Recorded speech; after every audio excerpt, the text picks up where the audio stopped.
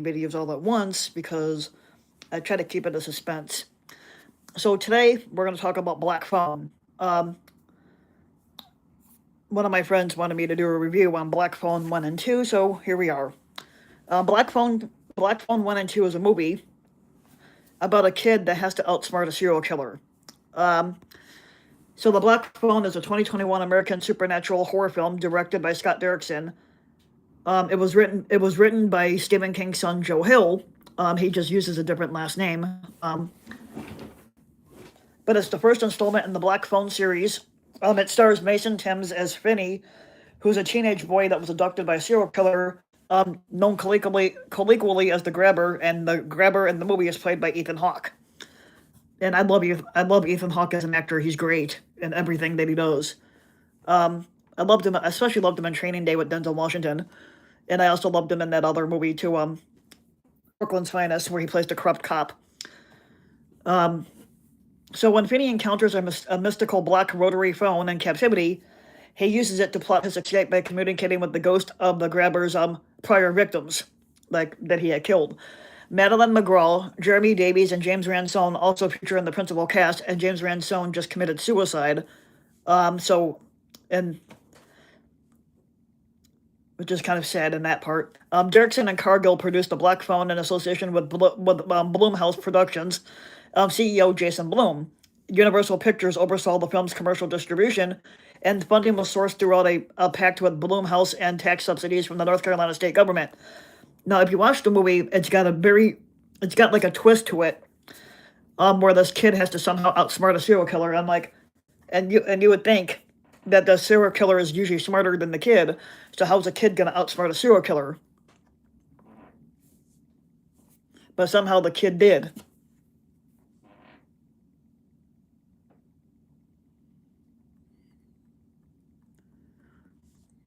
Now, the storyline for the movie is set in 1978. So it says in 1978, a local serial child abductor and murderer known only as the Grabber prowls the streets of a suburb in North Denver, Colorado. And Vinnie Blake and his younger sister Gwen live in the area with their abusive alcoholic father Terrence, whose wife died by suicide after having a series of disturbing psychic dreams. Now, Finney is frequently bullied and harassed at school, but his one friend and classmate Robin fends off all the bullies.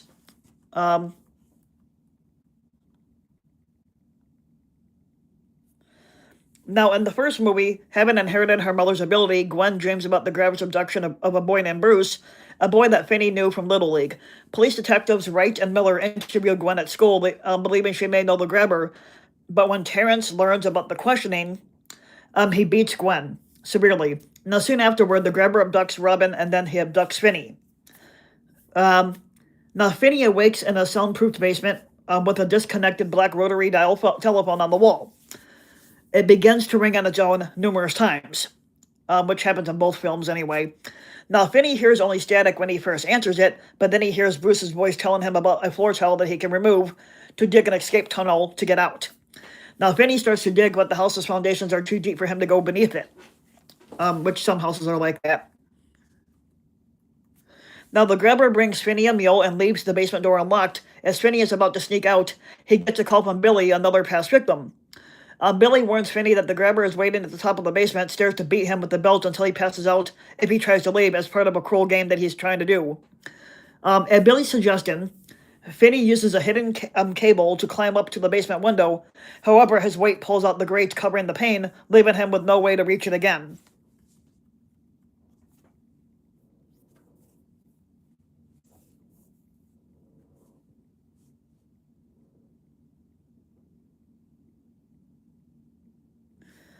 Now, as Gwen confides to her father, Terrence, about Wright and Miller question an eccentric man named Max, who stays in the area with his brother and has shown a great interest in the Grabber's crimes. Unbeknownst to him, Finney is being held in Max's basement, and the Grabber is actually his brother. Now, Finney receives a call from Griffin, a third victim, who gives him the combination to the lock securing the house's front door and tells him that the grabber has fallen asleep. He sneaks out and unlocks the door, but the grabber quickly recaptures Finney after his dog Samson barks to wake him up. A fourth victim, a juvenile delinquent named Vance, calls to tell Finney he can break through a wall and into a freezer in the adjacent room. But Finney does so, but he finds out that the freezer door is locked. Now, as Finney despairs over his fate, he receives one last call from Robin, who urges him to stand the fuck up for himself and fight back by packing the phone receiver with dirt to use it as a bludgeon. After seeing the grabber's house in a vision, Gwen calls Wright and Miller to give them the address. The police rush to the house, and they find the bodies of the grabber's victims buried in his basement. Meanwhile, Max realizes Finney is being held in the basement, and he rushes to free him, but the grabber kills him with an axe. Upset that he had to kill his own brother, the grabber then attacks Finney, having decided to end his game. Finney uses the byproducts from his previous escape attempts to trap the grabber in a pit that he has dug, and he beats him with the receiver and breaks his neck with the phone cord as his past victims taunt him.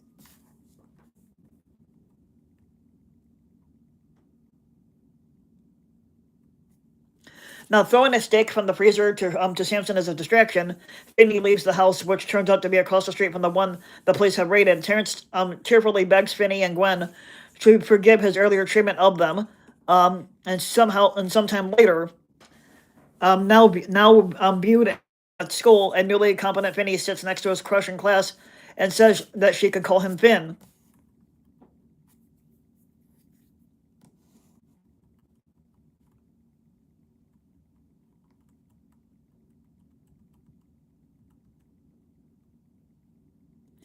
And that was the end of the first one there. There is a second one. Let's see that one for a minute.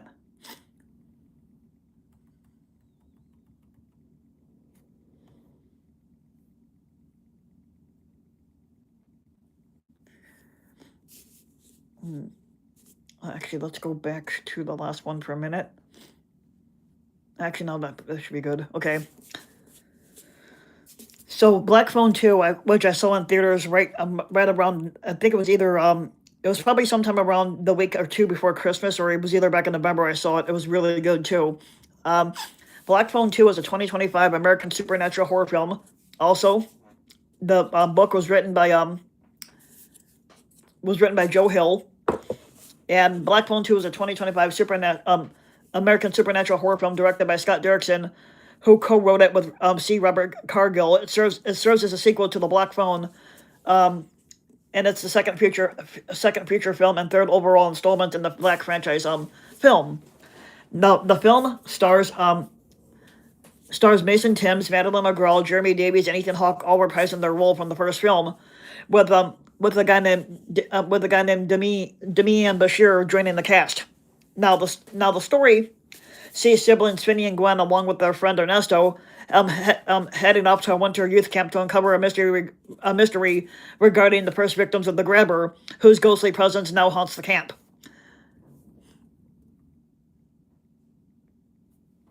Black Phone 2 premiered at something called Fantastic Fest on September 20th of 2025, and it was released in the United States by Universal Pictures on October 17th.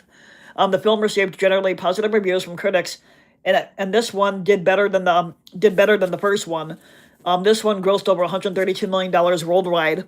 The first one only got like $16 million.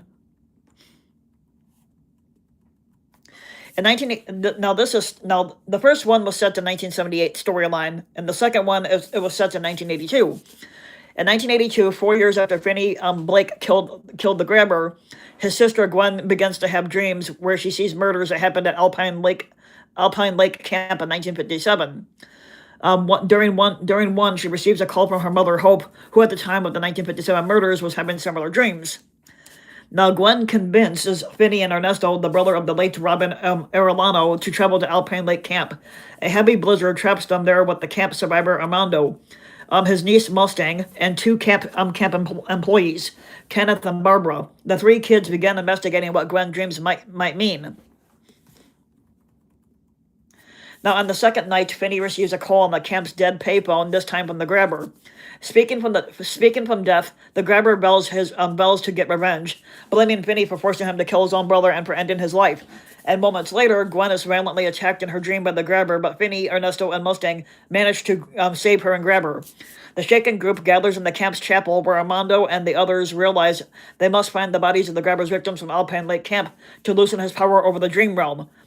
Now, the group deduces that the bodies are beneath Lake Morrow.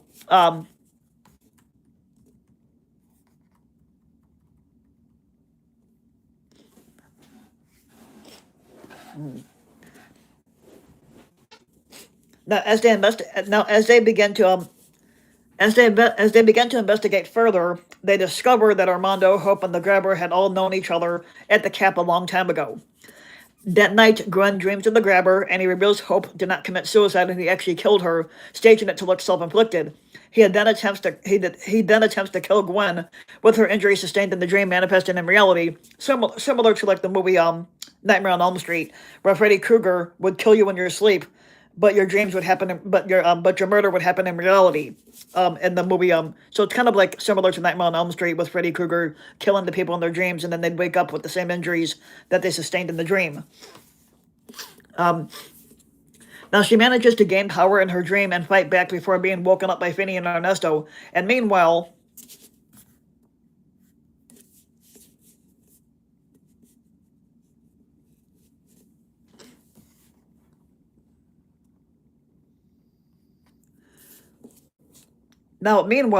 Armando is searching for the boys' bodies. The next day, Finney and Gwen's father, Terrence, arrive, having borrowed a snowplow to get there. Gwen confronts both Terrence and Finney on their abuse of alcohol and drugs to avoid thinking about their traumatic past, and they decide to stay to defeat the grabber and put the murdered boys to rest, which they do.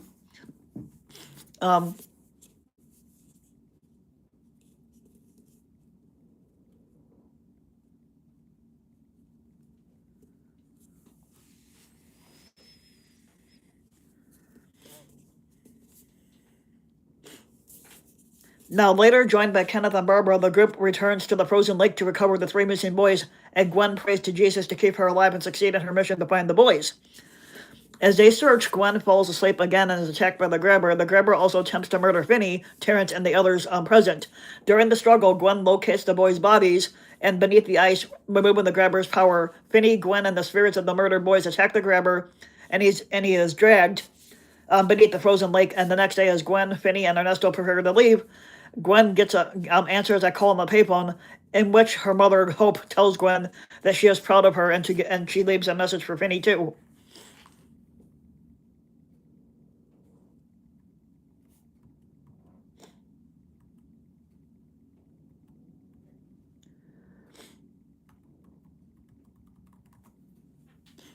So, that is that for the movie thing. The most recent movie I saw was called, and I'll put this in there too, just to drag the video out a little bit longer, but let me find it. Let's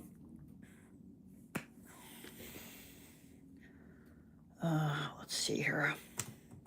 The most recent movie I saw was Marty Supreme, with Timothy Chalamet. And that was a movie that's based on a true story about a guy who becomes a table tennis player, and he wants to become the best. And so Timothy Chalamet plays Marty Supreme. Well, his actual name was Marty Mauser, but Supreme, I don't know where they got that name from.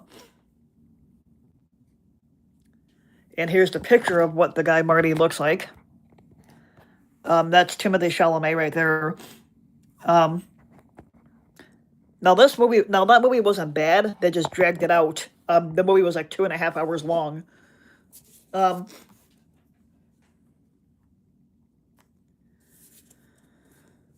So I just did the two reviews for Black Phone. Now we're gonna do the video Marty Supreme, and these are most of the movies I saw this in the last year. Going from last year. Since last year, I've probably seen 7 or 8 movies, like at the movie theater. Like, I saw Ballerina, which is a spin-off to John Wick. Then I saw the new Jurassic Park movie. Then there was Nobody 2. Then I saw that new Stephen King movie called The Long Walk. And then I saw Black Phone 2 and Marty Supreme. And those are all the movies I saw within the last year.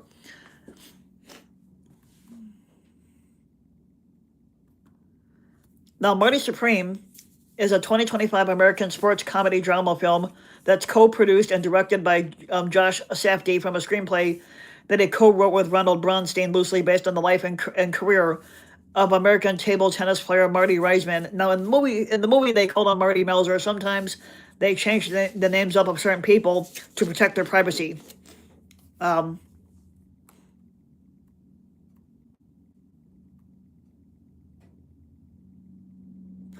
Now, people praised Timothée Chalamet, who played Marty, um, as they considered that this particular movie to be one of his best career best acting roles, and a defining moment in his career for acting. Anyway, um, the movie is set in 1952 in New York City. Marty Melzer works as a shoe salesman at his uncle Murray's shop on the Lower East Side while also competing professionally as a table tennis player, which his family did not seem suitable as a profession. Now, Marty dreams of winning the British Open and defending Hungarian champion Bela Kletsky to bring American attention to the sport. He pitches selling orange novelty table tennis balls bearing his name to his friend Dion and Dion's business father, and is engaged in an affair with his childhood friend Rachel. Um, when Murray fails to pay him the $700 in wages needed for his London trip, Marty robs the shop's vault.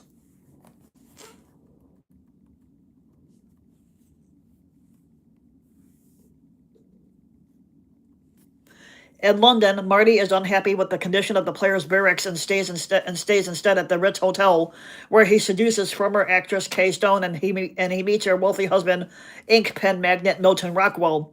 Marty defeats Kletsky in the semifinals, but loses the final to Koto Endo, a Japanese player with a unique paddle and technique. Now, Marty then tours internationally with Kletsky, performing as a halftime novelty act for the Harlem Globetrotters. Rockwell offers Marty an exhibition match against Endo in Tokyo before the World Championships. Marty angrily refuses upon learning that he's expected to throw the match to appease the Japanese audience.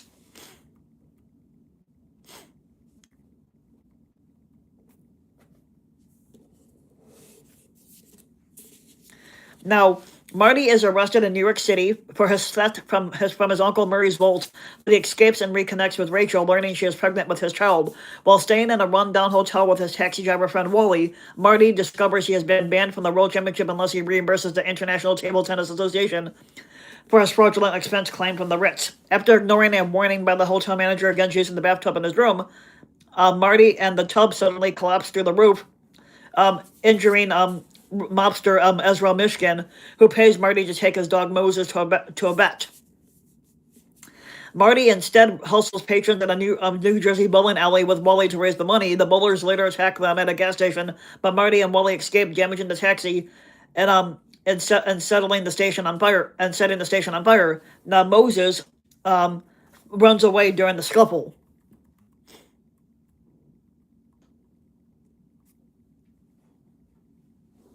Now, Rockwell returns to New York, having financed a play to relaunch Kay's career, but Marty needs Rockwell to express regret that having earlier turned down his Tokyo exhibition offer, but Rockwell rebuffs him. After having sex with Kay, Marty attempts to pawn a necklace he stole from her, only to learn that it's fake. Rachel tells Marty that her husband, Ira, has beaten her, prompting Marty to assault him. Now, Marty and Rachel stay with Dion, who reveals he had produced the novelty balls, but Marty failed to follow up. But Marty and Rachel steal Dion's father's car to go to New Jersey and attempt to find Moses in hopes of claiming Michigan's reward, but flee after being shot at by a farmer who has taken Moses in. Now, Dion throws them out for stealing and damaging his father's car and discards the novelty balls. Marty learns Rachel faked her black eye to manipulate him and abandons her. Ira throws Rachel out when she confesses the baby is not his.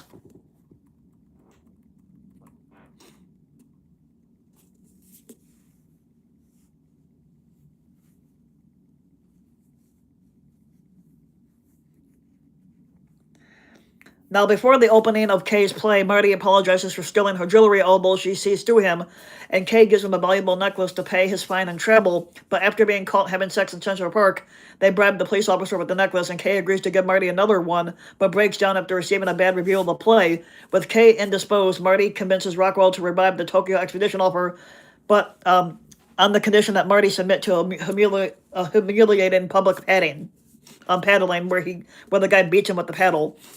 Now,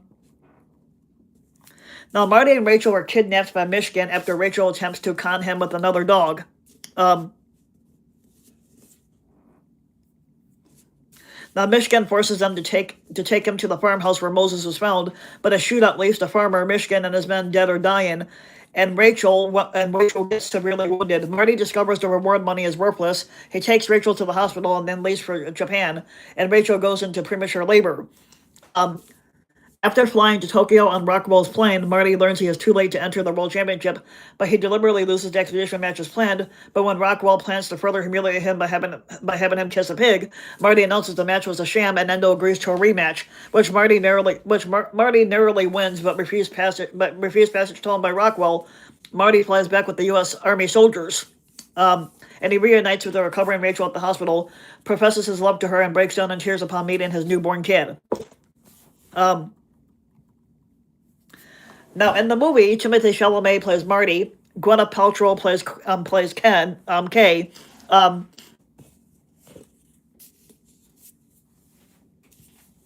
Odessa Azion plays Rachel. Kevin O'Leary as Milton.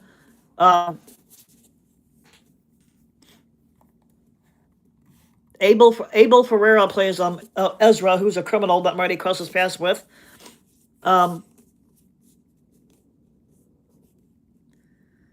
There is a guy named Ted Williams in the film. The only Ted Williams I know is the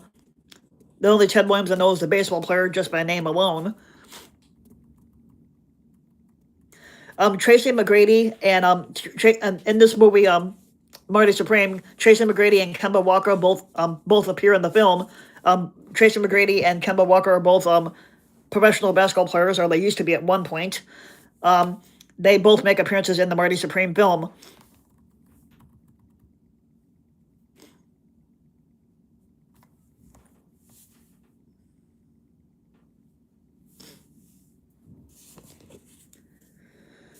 There is one movie I do want to see. It hasn't come out yet, but it looks pretty good. It's Chris Pratt.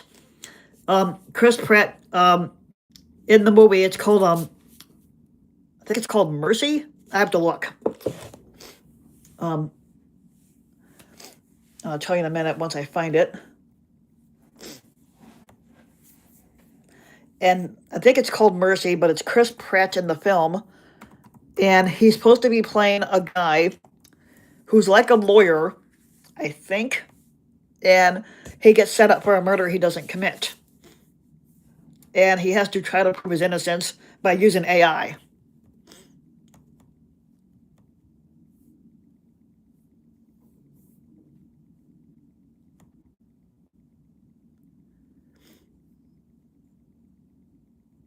Let's see here. I think that's what the name of the movie is, but let me see.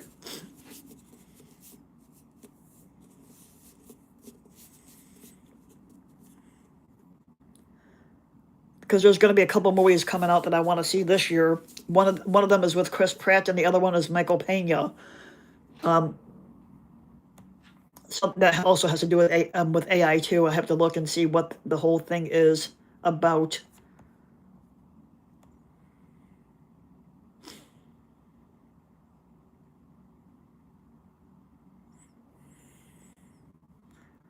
See what we got here.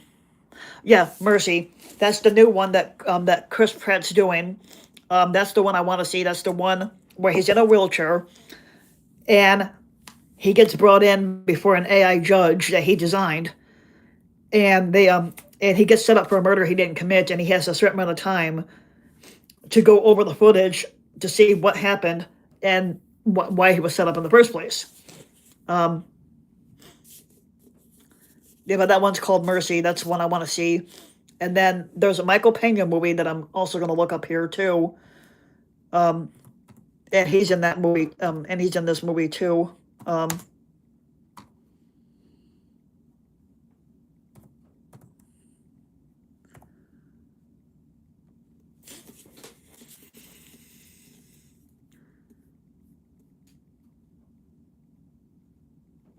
I gotta look and see what his new movie is gonna be.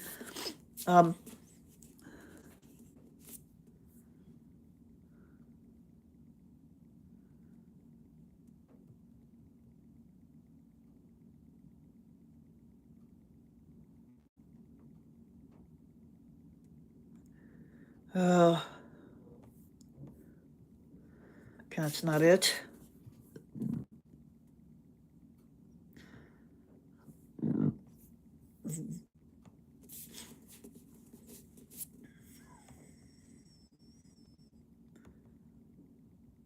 Oh shit, went too far down.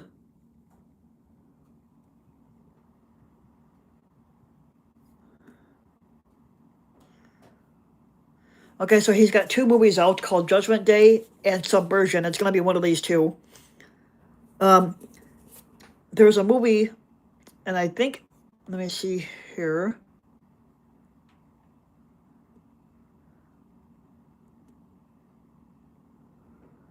Okay, that's not it. It might be Subversion. Okay, so I might be thinking of Subversion. That might be the new one coming out.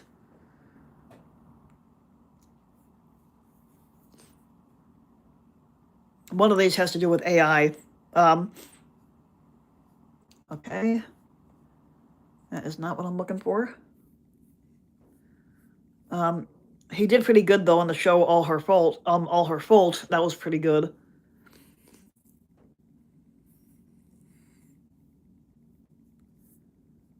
Okay, so that might not be it. Okay.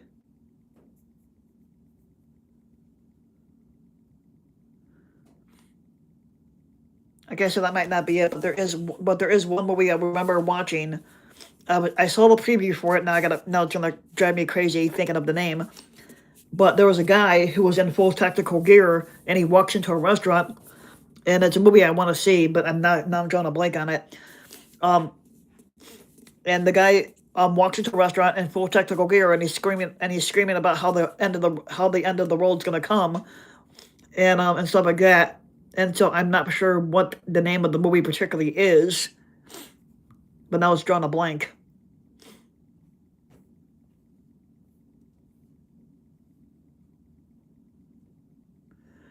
Here's another one that looks pretty good called Send Help. And that's coming out this year too. And this one is about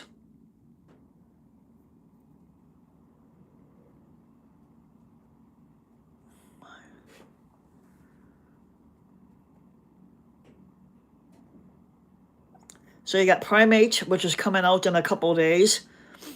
And then you got another one called Send Help. Okay. Send Help is about people being trapped on an island and they have to fight for survival from the elements.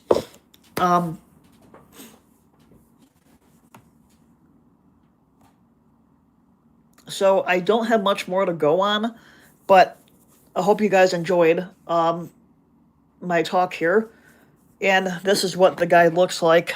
The character looks like with the face mask on, because in the movie Black Phone 1 and 2, you never see the grabber's face. He always had a mask on, and that's what the mask looks like.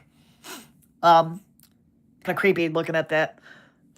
But yeah, it was pretty good. Both of them.